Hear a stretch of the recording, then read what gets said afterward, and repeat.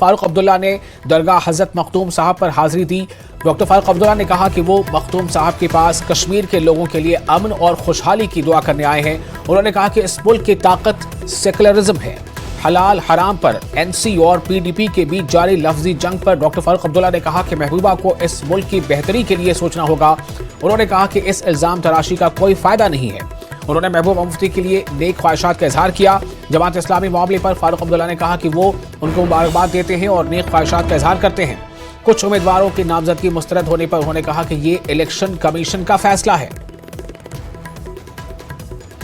सबसे बड़ी दुआ ये मांगी कि अल्लाह ताला हम सब पे रहम करे, हमारा ईमान मजबूत करे और यहाँ अमन आए, तरक्की आए, हमारे बेकार बच्चे और बच्चियों का अच्छा हो और वतन में सारे हिंदुस्तान में जो अफरा तफरी है वो बंद हो और हिंदू मुसलमान सिख ईसाई सबके रिश्ते अच्छे हो। जब वक्त आएगा आप देखेंगे ये बदल जाएगा, कोई चीज़ रहती नहीं है, अच्छी चीज़ें फिर से वापस आ जाएंगी। असम में जो नमाज टाइम, असम में भी उनको हम कहेंगे, हुकूमत आए हम उनसे कहेंगे कि ये चीज़ मत कहिए। ये मुल्क जो है ये एकता में अनेकता है। यहाँ हर मज़हब है, हर ज़बान है, हर किस्म का तरीका है। आप तमिलनाडु लीजिए, कश्मीर लीजिए, बंगाल लीजिए, महाराष्ट्र लीजिए, कोई भी रियासत लीजिए, अलग अलग तरीके हैं।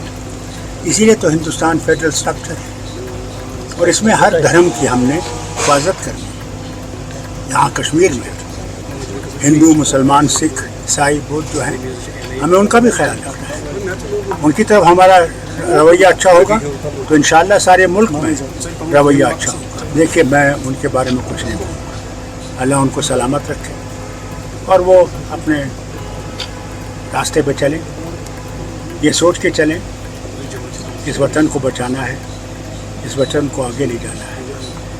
उंगलियां उठाने से कुछ नहीं होगा, उनको ये रास्ता तय। और बीजेपी महिला मोर्चा की कौमी जनरल सेक्रेटरी दीप्ति रावत ने कहा कि ऐसा लगता है कि एनसी और कांग्रेस दोनों जम्मू कश्मीर में मजहबी बुनियादों पर असेंबली इंतखाबात लड़ने की कोशिश कर रही हैं, जबकि बीजेपी ये इंतखाबात सिर्फ तरक्की के मसले पर लड़ रही है। जम्मू में न्यूज 18 से बात करते हुए दीप्ति रावत ने कहा कि कांग्रेस को एनसी के मंशूर पर अपना मौकिफ वाज़ेह करना चाहिए। BJP Mahila Morcha national general secretary Deepti Rawat हमारे साथ मौजूद हैं। दीप्ति जी, जिस तरह से आप जम्मू कश्मीर में आपने कहा कि एक तरह से पोलराइज करने की कोशिश है, तख्ते सुलेमान नाम चेंज करना और इस तरह से हरी पर्वत का नाम चेंज करना, देश भर में इस तरह का ट्रेंड और कश्मीर में आप इस ट्रेंड का पहुंचना, कितना आपको लगता है कि एक चिंता की बात है? देखिए, पोलराइज करने की बात नहीं है। भारतीय जनता पार्टी सबका साथ, सबका विकास, सबका विश्वास और उसमें सबका एक समर्थन होना चाहिए, वो हमारे प्रधानमंत्री जी कहते हैं और पार्टी भी उसी उद्देश्य को लेकर काम करती है। यहाँ पर न तो किसी को जाति न धर्म किसी भी आधार पर बांटा नहीं जाता है। जबकि आप हमारे ऑपोजिशन में अगर देखें कि कांग्रेस है तो वो किस प्रकार से हर वक्त किसी को जाति में बांटने की कोशिश करती है। पहले जब देश आज़ाद हुआ तो धर्म के आधार पर बांटा, आज आप देखते हैं कि किस प्रकार से जातियों में बांटने की कोशिश कर रही है। और केवल जाति नहीं, आज वो धर्म के आधार पर भी राजनीति करती है। आप बहुत सारे ऐसे केसेस हैं, आपने देखे होंगे, जो कई स्टेट्स में हुए हैं। जब बंगाल में कुछ होता है तो वो मौन हो जाते हैं। जब कर्नाटक में एक केस हुआ, उन्हीं के पार्षद रहे हैं सभासद, उनकी बेटी के साथ उसको चाकू मारकर उसकी हत्या कर दी जाती है, लेकिन एक पर्टिकुलर कम्युनिटी और धर्म के व्यक्ति द्वारा की जाती है तो उस पर कोई एक्शन नहीं लेती। भाजपा जो ये चुनाव है, क्या केवल विकास पे, डेवलपमेंट पे चाहती है कंटेस्ट करना?